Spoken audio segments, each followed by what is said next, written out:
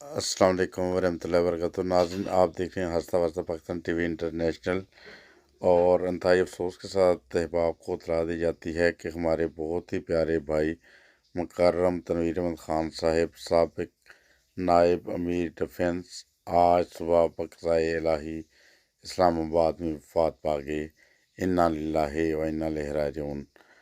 نہایت ہی مخلص اور خادم دین انسان تھے۔ اللہ تعالیٰ ان کے درجات بلند فرمائے اور ان کے اہل خانہ کو اس صدمہ کو صبر کے ساتھ برداشت کرنے کی توفیق عطا فرمائے، آمین۔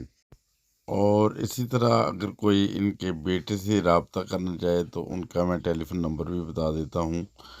ان کے بیٹے کا نمبر ہے 03324610559۔ اگر کوئی اظہار افسوس کرنا چاہتے ہیں ان کے بیٹے سے تو وہ اس دیے گئے نمبر کے اوپر رابطہ کر لیں ان سے پاکستان میں۔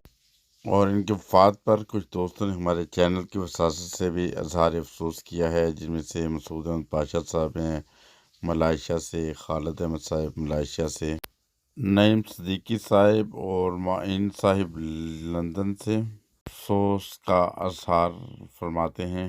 رحمت علی صاحب کینیڈا اور وسیم خالد صاحب لندن سے بھی اظہار افسوس فرماتے ہیں۔